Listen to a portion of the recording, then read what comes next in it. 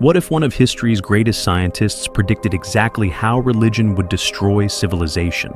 And we're watching it happen in real time. Carl Sagan didn't just study the cosmos, he studied human stupidity with the same scientific precision. And what he discovered was so terrifying that his final book reads like a prophecy of our current apocalypse. He warned that superstition would triumph over science, that critical thinking would be replaced by magical thinking, and that humanity would sleepwalk into a new dark age powered by religious fundamentalism and scientific illiteracy. Every prediction is coming true with horrifying accuracy. And the most chilling part? He told us exactly how to stop it, but religious institutions made sure we never listened. In 1995, a dying Carl Sagan sat at his typewriter, racing against time to deliver humanity's most urgent wake-up call.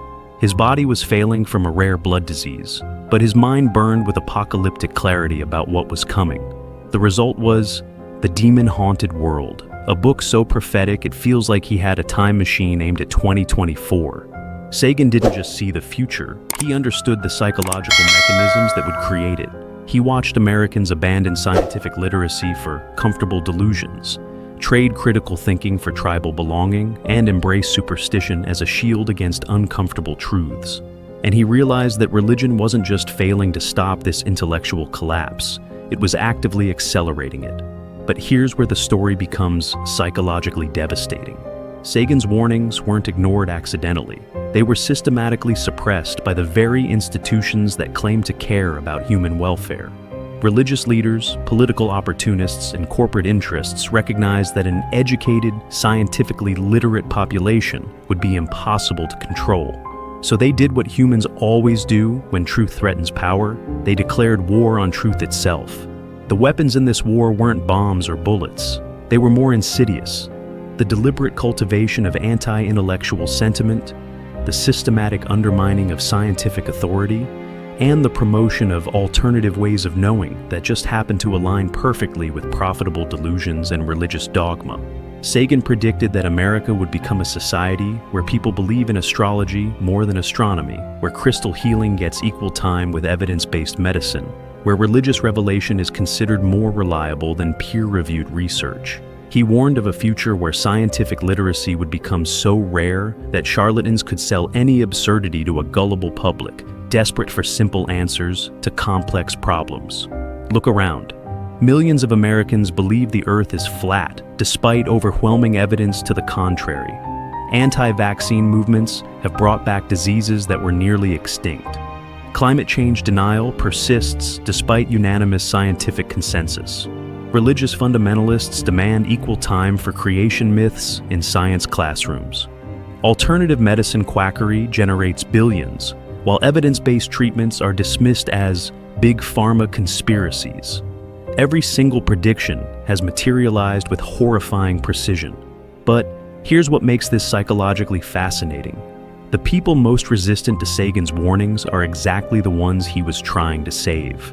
Religious believers, convinced that faith is superior to evidence, view scientific literacy as a threat to their spiritual authority rather than a tool for human flourishing. This isn't accidental ignorance, it's willful stupidity elevated to a virtue. And it reveals something terrifying about human psychology. Our capacity to choose comfortable lies over uncomfortable truths, even when those lies lead directly to our own destruction. Sagan understood that religion and science weren't just competing worldviews, they were fundamentally incompatible ways of understanding reality. Science demands evidence, encourages doubt, and changes conclusions when new data emerges. Religion demands faith, discourages questioning, and maintains conclusions regardless of contradictory evidence.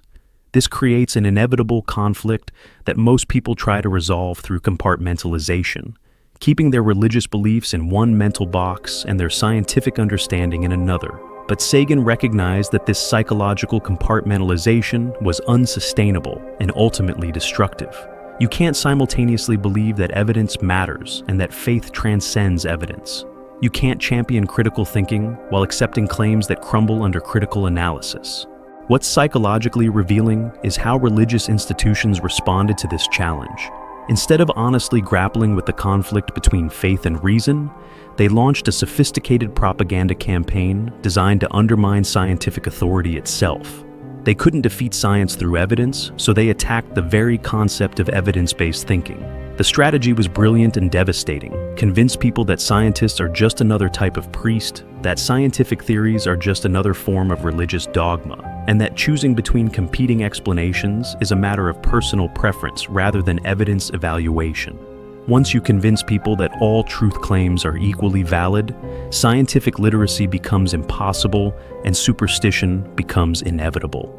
Here's where Sagan's analysis becomes truly penetrating. He recognized that the problem wasn't just lack of education, it was active resistance to education driven by deep psychological needs. Most people don't reject science because they can't understand it. They reject it because understanding it would force them to abandon comforting delusions about their place in the universe. Religious belief provides what science cannot: absolute certainty, cosmic purpose, and personal significance in an infinite universe. It tells people they're special, chosen, and loved by the creator of everything. Science tells them they're evolved apes on a tiny rock, orbiting an ordinary star in an unremarkable galaxy among billions of others. The psychological appeal of religious narrative is so powerful that most people will reject overwhelming evidence rather than accept cosmic insignificance. This creates what Sagan called the demon-haunted world, a society where people prefer magical explanations to natural ones, where superstition feels more satisfying than knowledge, where ignorance masquerades as wisdom. And once you understand this psychological dynamic, the current state of American culture becomes predictable rather than surprising. But Sagan saw something even more disturbing: the deliberate exploitation of these psychological vulnerabilities by religious and political leaders who knew better. They weren't true believers. They were cynical manipulators using superstition as a tool for social control. Sagan watched in horror as religious fundamentalism began infiltrating American institutions with military precision, school boards packed with creationists, politicians pandering to biblical literalists, Supreme Court justices interpreting law through religious doctrine. The separation of church and state wasn't just eroding, it was being systematically demolished by people who understood exactly what they were doing. The strategy was sophisticated and long-term. Capture educational institutions to ensure the next generation would be scientifically illiterate, influence media to normalize supernatural thinking, and gradually shift cultural authority from evidence-based experts to faith-based leaders. Each step seemed small and reasonable in isolation, but together they constituted a coordinated assault on the Enlightenment values that made modern civilization possible. What makes this psychologically fascinating is how the architects of this campaign convinced millions of Americans that defending superstition was actually defending freedom. They framed scientific education as religious persecution, evidence-based policy as tyrannical overreach, and critical thinking as an attack on traditional values. They turned ignorance into a rallying cry and made stupidity a badge of honor. Sagan recognized that this wasn't just cultural change, it was cultural suicide. A technologically advanced civilization cannot survive when its population becomes scientifically illiterate. The complexity of modern life requires citizens who can distinguish between reliable and unreliable information, who understand cause and effect, who can evaluate evidence and draw rational conclusions. Here's the most disturbing aspect of Sagan's prophecy. He predicted that humanity would become increasingly dependent on technology while becoming increasingly ignorant of how technology works. We would live in a world of smartphones and satellites, medical imaging and genetic engineering, computer networks, and artificial intelligence, while the vast majority of people would understand none of it. This technological dependency combined with scientific illiteracy creates what Sagan called a prescription for disaster. When people don't understand the science underlying their civilization, they become vulnerable to anyone who claims supernatural authority over natural phenomena. They start believing that prayer is more powerful than medicine, that faith can override physics, that wishful thinking can alter reality. Look at how this plays out in practice. People use GPS satellites to navigate while believing the Earth is flat. They rely on vaccines to prevent disease while claiming vaccines are dangerous conspiracies. They use computers designed through quantum mechanics while rejecting the scientific method that discovered quantum mechanics.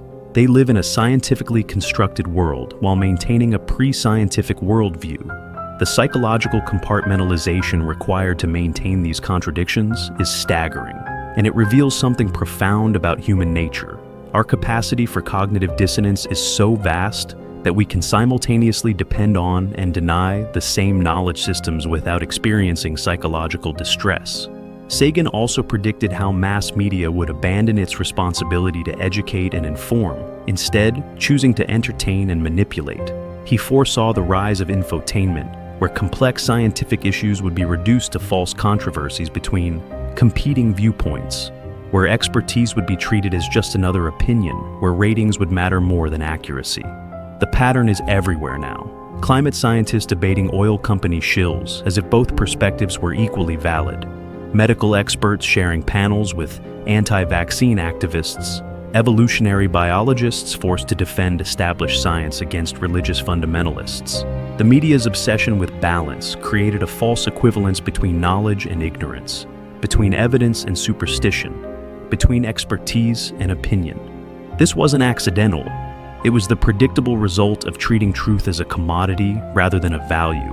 When media companies prioritize profit over accuracy, they inevitably cater to what audiences want to hear rather than what they need to know.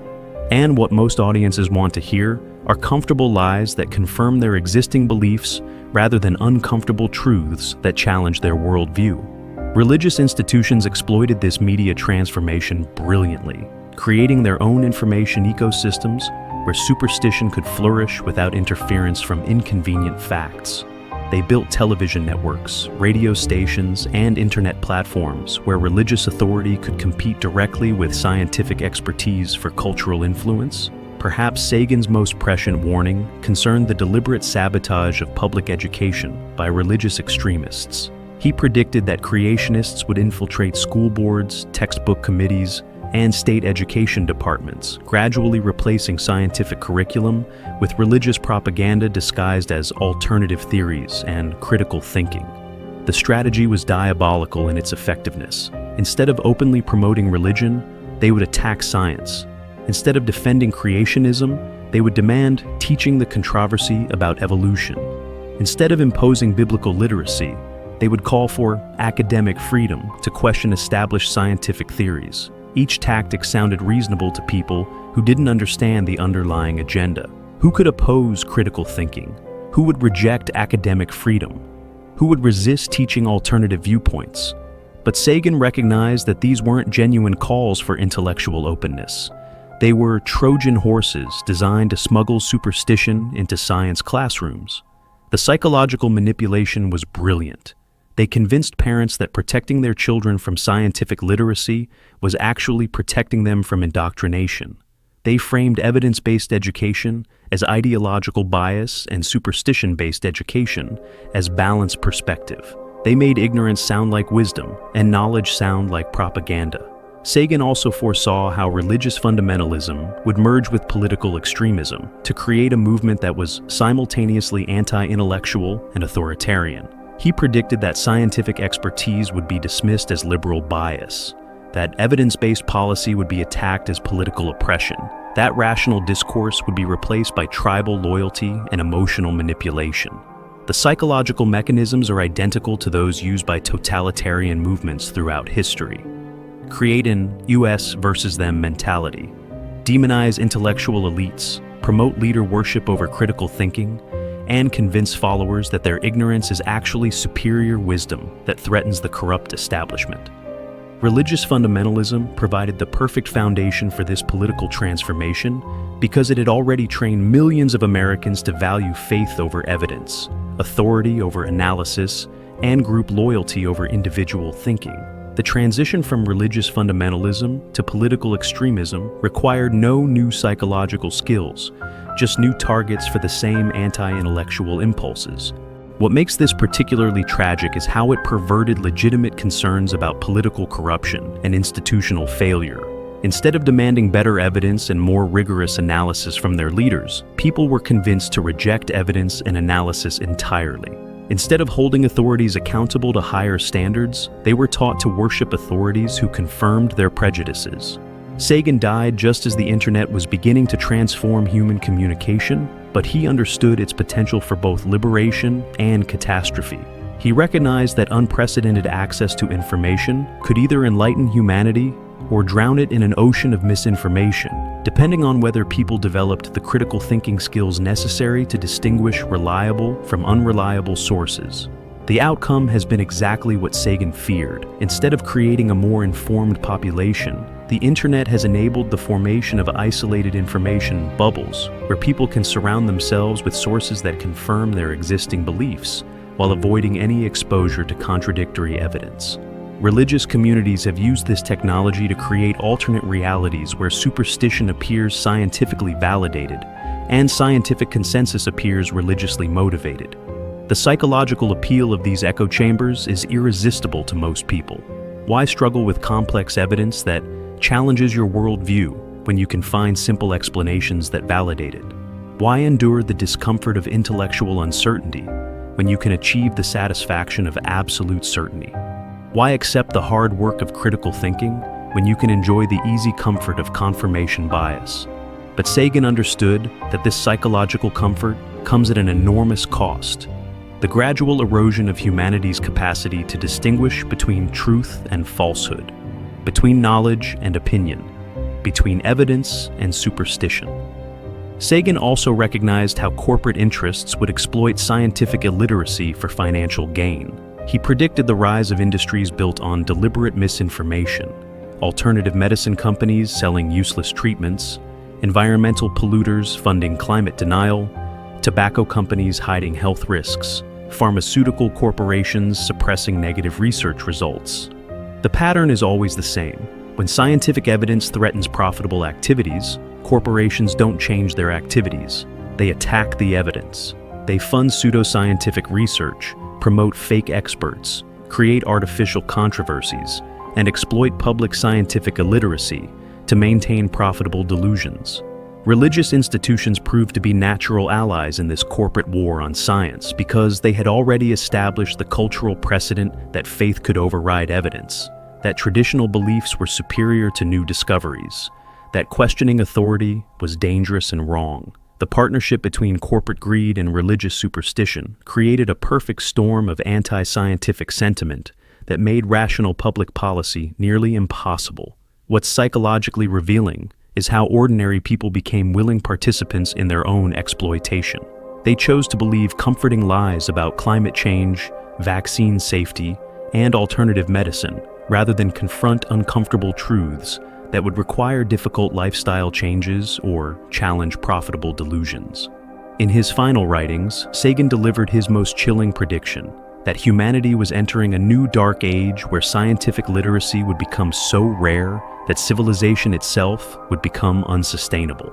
He envisioned a future where complex technologies would be maintained by an increasingly small scientific elite, while the vast majority of the population would understand nothing about the systems on which their lives depended. This wouldn't be a sudden collapse, but a gradual decay.